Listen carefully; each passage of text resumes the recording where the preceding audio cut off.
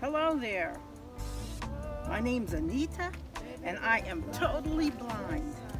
And today I'm standing in a patch of saplings, tree saplings that have grown to be big, and I'm gonna take them down. I'm not gonna let them take me, I'm gonna take them down. I got a ratcheted lopper in my hand, and I'm gonna let you see how I deal with these nuisance things. Now what happens is, being in the rural or country, that's what they want to call it, you get a lot of things like this because you get a lot of birds and animals and they drop things, and then if you don't stay on top of it because you're busy, they'll grow up.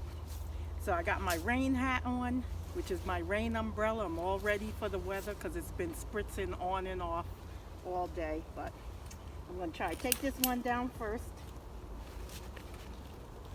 Okay, I'm gonna let my cane fall. I'll leave it here, and then I'm gonna put this ratcheted lopper. Get out of here. Bunch of mosquitoes too. So this will fix them.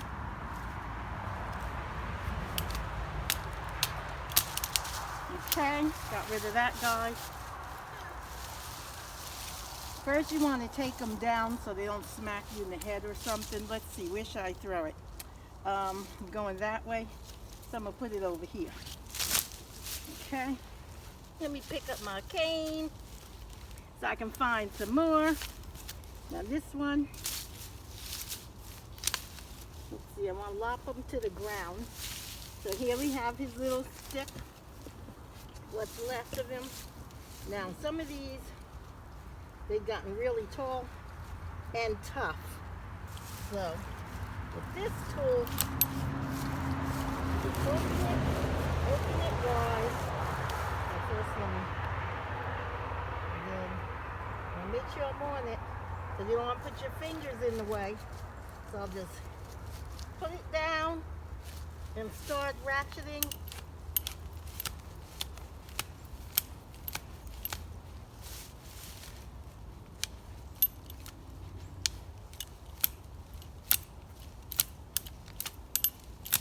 And there it goes. Ta-da! So now I'll continue to look for trees.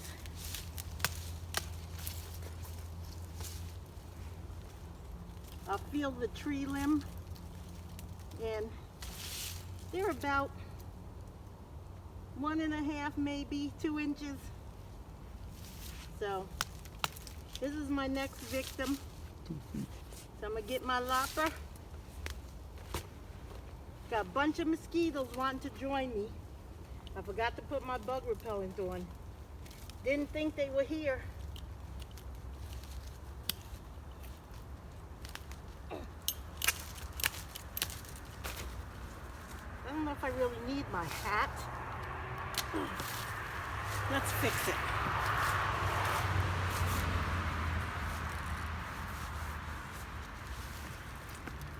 Figures. And if I take it off, it's going to downpour, because that's what it looks like.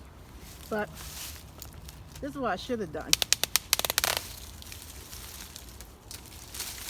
Whoops, I think I already cut them. But I'm coming to you today because I wanted to introduce my new channel, Sightless Living. And I do things like this.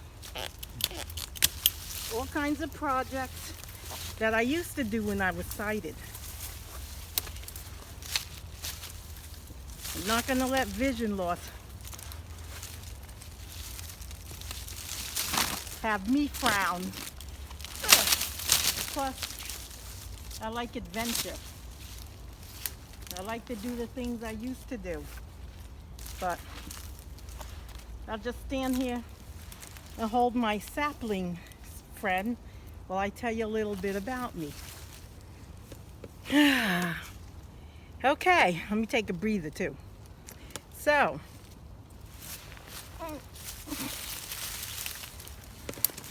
You know what? Let me just clip this real quick, because I don't want it to swing and hit me in the face. I'm just going to take it down to the ground. See? That's the lopper. It's very wide open. And if you leave your hand in the way, you will lose your fingers. Okay. Here we go. Don't do this with a chainsaw because you'll dull your blade. But this one's okay. And it'll be cleaned right after I'm done. Okay. Let's find my little cane. Where are you, cane? Oh well.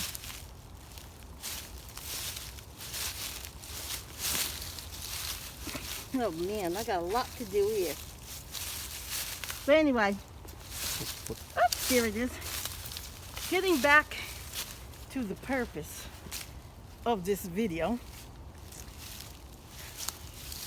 Like I said, my name's Anita. I am totally blind. Some people think I fake it. Believe me, this be the last thing I'd be faking. But they tell me I'm high functioning. Isn't every blind person high functioning? I took that as an insult. First of all, blindness doesn't come with a manual.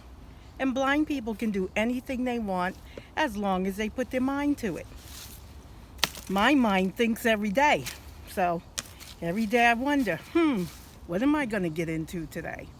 But anyway, this has to be done. And the more people to help out, the quicker we'll get done. So I got this little patch of trees assigned to me. And I'm going to take them down. I've been waiting for the rain to stop. It's kind of humid today, which is funny because it was quite chilly yesterday and last night that the heat came on. So, and today it's hot like the beach. But anyway, it's been drizzling off and on. So when I came out, I said, you know, I don't want to slip on grass and have something fall on me. So I'll wait till it gets a little drier, which it is. So I'm taking down these lovely guys here. They'll make lovely fire starters, camp firewood, whatever. And I'll just throw them out at the road and people will come pick them up because they love firewood. But getting back to my story, my blindness journey began 13 years ago, going on 14. And when I first went blind, because it was gradual and then it sped up, I was like devastated. I was shocked. I was like, what the heck?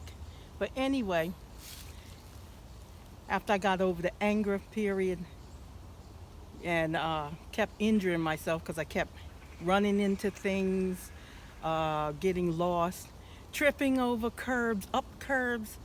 I never fell down steps. Came close, but never fell down any. And let's see. And you go through the anger period, and then you go through the why me period, and how could this happen? And then the how am I going to do this? How am I going to drive? How am I going to continue working? How am I going to do that? But you know, when I went blind, the first thing my job did was say, see ya. So if you do have eye problems and you're working, I don't know if it's best to tell them or so they can get adaptive equipment, which is what I was told they're supposed to do, not try to find reasons to get rid of you. But you know, sometimes you don't want those type of jobs, because I worked in a busy city and had to take mass transportation, and just becoming blind, that's something I didn't want to do, not without proper training. So the first thing to do is get a mobility instructor. But maybe I shouldn't say that, because when I got my first white cane, I act like I wasn't even blind, because I could still see a little bit, you know, like cars, but they looked like they were floating in clouds, and I couldn't see the wheels or anything, but I saw the massive body of a vehicle. I probably wouldn't notice it was a vehicle until I got hit.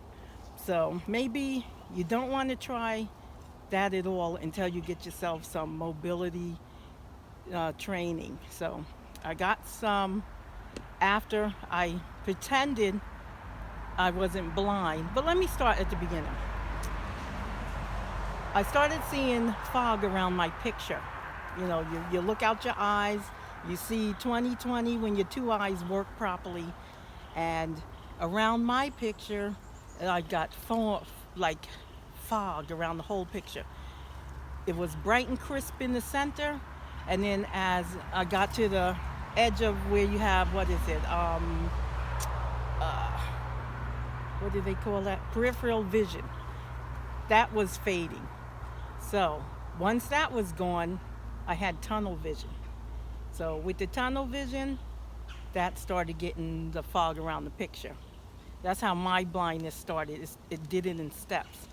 And then after that, I could hardly see anything. That was like maybe gradual for a month or two, maybe 6 weeks, 8 weeks, not really sure. But after that, I went totally blind. Didn't know what to do. Went into the hospital. They couldn't find anything. And they had me all set up for surgery. And then the next morning, they came in my room and said, nope, no surgery's happening. Can't find anything. So I said, really? And I even asked them, well, do you think you could look? So maybe we can find something and fix the problem? And they're like, no. So I was told by the doctors that in 6 months I should get my vision back because I could see all the tests. I could see the green, the amber, the red, the blue. So they gave me some safety glasses, which were plastic and cut my face. So I was like, okay, I'm not wearing these. But if I do have to wear them, I'll go to a what do you call it, eye doctor, optometrist, and get proper safety glasses. So when I left the hospital, I said to them, where do I get one of those sticks for blind people? You know, the ones that I see them with? And they're like, gee, I don't know. When you get home, you'll have to try around and ask someone. So I was like, okay. So I left thinking, they just don't want to give me a free stick. But anyway, so I get home and, I didn't want anybody to know I was blind. So I'm like, maybe I don't want one of them sticks anyway. Now I know it's a cane, but back then, didn't know. So when I left, they had said, here you go, to my spouse, and put my hand on his arm and said, okay, be well. Like, the force be with you. I felt like I was on Star Wars because I couldn't believe all this stuff was happening. But anyway, I get home, I'm disoriented. Now, I know my living quarters very well, but I kept getting lost in the corners. And, then I had to panic. How am I going to do laundry? How am I going to do this? How am I going to do that? So I was like had the pity parties almost every day. And then one day my spouse says, you've been combing your hair ever since, get out of here, mosquito. You've been combing your hair ever since you could comb your hair. And you've been cooking ever since you could cook. And you could, thought I heard some drops. And you've been able to do this since that. And, don't think about it. Just go ahead and do it. So I was like, but I can't do laundry. Sure you can. I said, but I sort the laundry. I do the whites, I do colors, lights, darks. What if I put pink in your socks and we're all walking around with pink socks? And he's like, no. So I said, well, what if I put green in your underwear and you walk around with green under? He's like, no, don't worry about that. Just do what you got to do. I'll come behind you. I'll check the laundry. Everything be okay. Stop worrying about it. You don't need eyesight to have vision. You have lots of vision. Stop worrying about it. So I'm like, okay. But folks, it wasn't that easy. Some expletives came out and all kinds of things. But, as I was thinking, I was like, okay, I'll try it. So, I had an exercise bike. I was always, able to get on that. So I'm like, maybe I can do this blindness stuff. I don't know. But he got me a color identifier, so I was able to sort my laundry and do that, some of that. But he still had to check because I wanted to make sure I wasn't ruining my clothes. You know, clothes are an investment. So after that, I kept like hitting my head because you're blind, you don't know you got to do the movements and bend as you're protecting your head, and you got to protect your waist and all kind. I didn't know any of that. I didn't learn that till much later. And first of all, I was walking around on my spouse's arm for maybe a year to 2 years because I couldn't find the help. And I won't get to that yet. So after I kept getting injured, I went to urgent care, and this is like maybe 1.5, 2 years into blindness. And they're like, oh, we know where you could get help. It's the best kept secret. So we're like, best kept secret? That's nothing to have a secret about. It shouldn't be a secret. But anyway, they gave me some numbers. I called them. A lot of them were dead ends. And I'm saying to my spouse, boy, these people don't know their own jobs. If it were me working and I hit a dead end, I'd keep looking because I know somebody's dependent on me to find the right information. But he said, okay, I'm going to get involved. And he did some searching online, and not much came up because back then the internet was not as bountiful as it is right now. So you would bring up stuff, but it wouldn't be what you're looking for, or it'd be way off topic. But eventually he found some information. So I was able to go into an agency, which led me to another agency, which led me to another agency. And I'll get into that in a later video where I can give some people advice with the states. I got a list because I took a lot of notes as I was finding my way through blindness. As I told you, doesn't come with a manual. So I'll bring that to you. And after I got an agency, I had asked about the stick. Even they didn't correct me. But I got an appointment. They did an evaluation. I guess they got to make sure you are blind. And I asked them for a stick when I was there. And they're like, okay, you'll get one when you meet with the mobility instructor. So I'm like, what? I got to wait some more? They're telling me this stick is great. It's going to help me out. So they're like, well, you'll see your counselor in a week because they had nothing close. So a week came, we had to drive there over 50 miles because they didn't come to my house. So I was like, okay. So we go down to the office and I meet with the counselor and he gives me a stick. Well, I should say, let's see. Nope, too tall.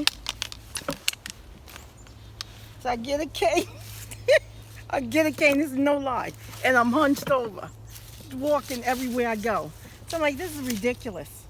So he's like, well, you're going to be a slow walker. Yeah, with a backache because the cane's too short. Didn't someone take my measurements? Well, anyway, he's retired now, bless his soul. But anyway, after I did a couple of lessons with him and was complaining the whole way because I'm telling you that cane was so short. I think it was a kid's cane. But he was like, okay, so what kind of cane do you want? I said, I want one that's going over my forehead.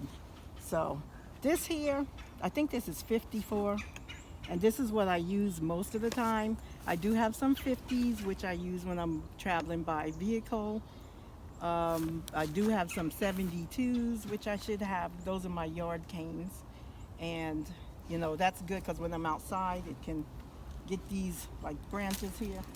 It will hit them and I'll know something's overhead. So I use that, but today I didn't bother because I was waiting for the rain to stop.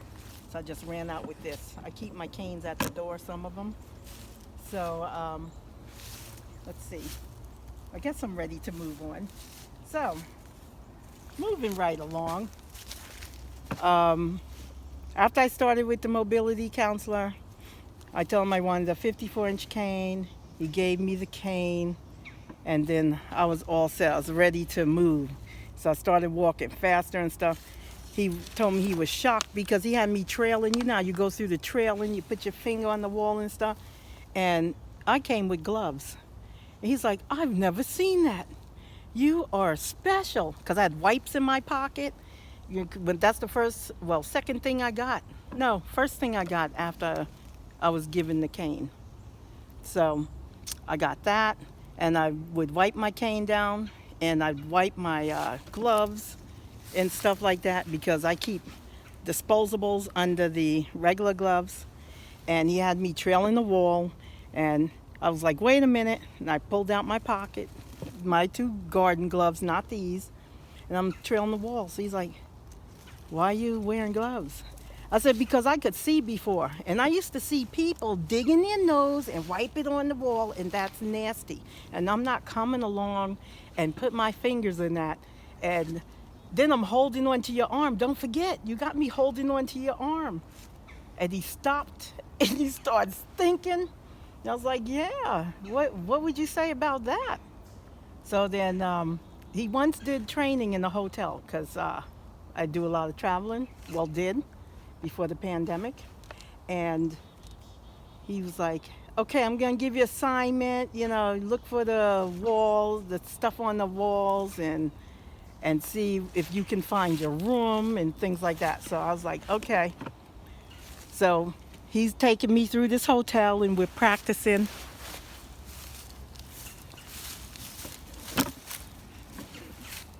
Okay, so he takes me through the hotel, and we're practicing.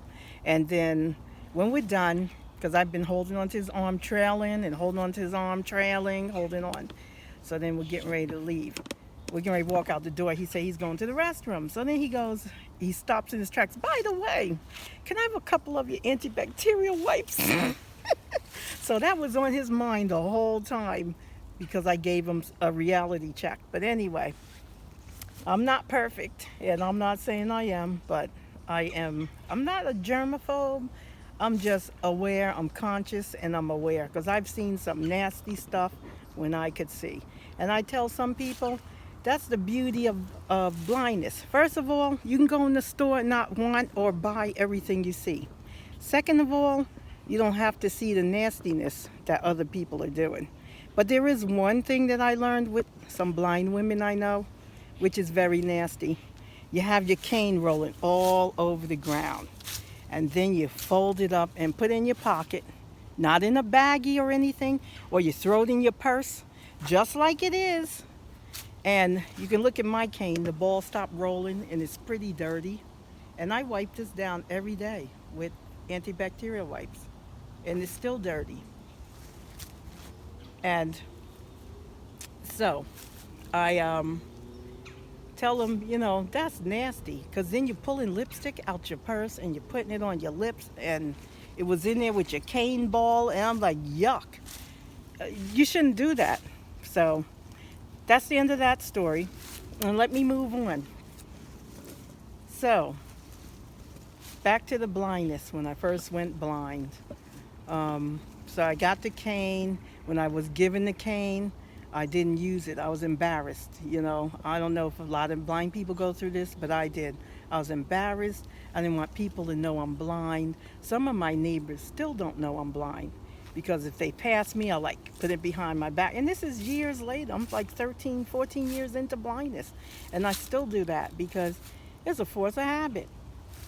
But I'm sure they'll find out sooner or later when they hear about me on YouTube. But I'm at the point now where I don't care. The first time, people see you rushing around, they see me driving, they see me shopping, they see me doing this, see me doing that, see me playing tennis, and then all of a sudden I'm blind.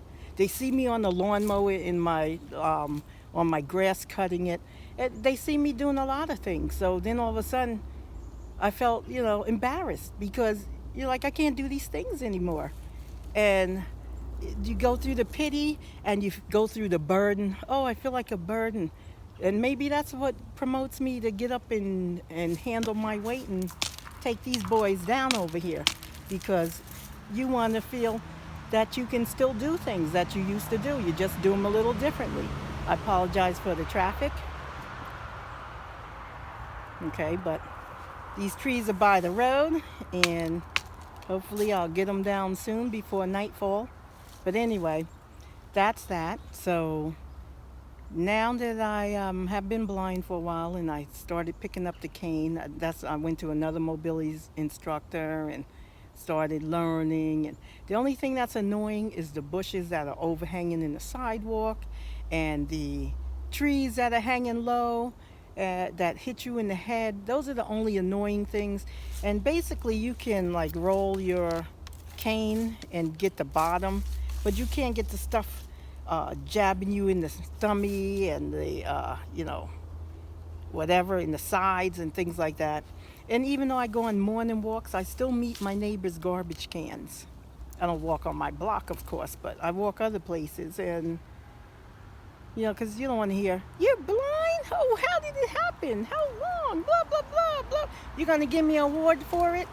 You're going to pay my bills?" Well, then don't worry about it, because they just want to get in your business. That's about it.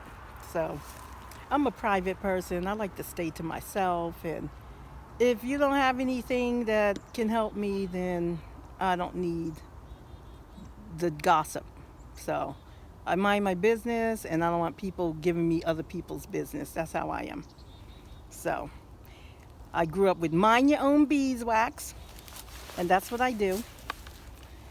So let's see what else. I don't want to be babbling on, but I do have a lot of exciting things coming for my channel. And as my channel grows, I'll have giveaways. I've already started collecting prizes, and we'll have games and contests. And then I'd like people who are out there to write in the comment section, how did you deal with blindness when you first started going blind? Or if you were born with blindness, you have any tips of how newbies can get in contact with help sooner than later because you've been through the school system. When I called my school systems, they had no blind children enrolled, so they didn't know how to help me either. I still can't believe that's true, but who knows? Maybe they really didn't know where to find help. But it would be helpful if you can give me your thoughts and your points. And I plan on doing a lot that concerns blind people. I do a lot, and I'll take you along to my journeys. And excuse me rambling on because I'm not scripted and I'm not edited, so I'm giving it to you raw. But anyway, I love grilling, so I'll bring you some grilling episodes. I like cooking. I'll bring you some of those. And work around the house, travel. I do a lot of things, so I'll bring that to you. And then each time you can tell me what you do, relating to the subject and how you handle things and how you overcame struggles, because the struggle is real. We all know that. But anyway, so let's see. I think I got every point in I wanted to mention. And sometimes I'll come on with some rants and raves, and then you can tell me your rants and raves, and we can grow together on this channel. I know that there are tons of channels out there, and different topics are a dime a dozen, but everybody has their spin on life, and it's nice to hear everybody's struggles, and you could take what you want from it or leave the rest, and that's how we grow. That's how we learn. It's like going to school. But anyway, thanks for joining me. My name's Anita. This is Sightless Living. I plan on posting videos weekly, and when the next video drops, that will be the day that I'll keep to my schedule. So if it's a Sunday, it'll be a Sunday. If it's a Monday, it'll be a Monday, and so on and so forth. And I think that's about it. So please be sure to like my channel, subscribe, hit that notification bell so you'll be notified when I drop another video. And I'll be seeing you. Let me get back to work before I get yelled at. Hey, you didn't finish those trees yet? I thought you said you were fast. Because I told them I was fast. So have a good day. Bye.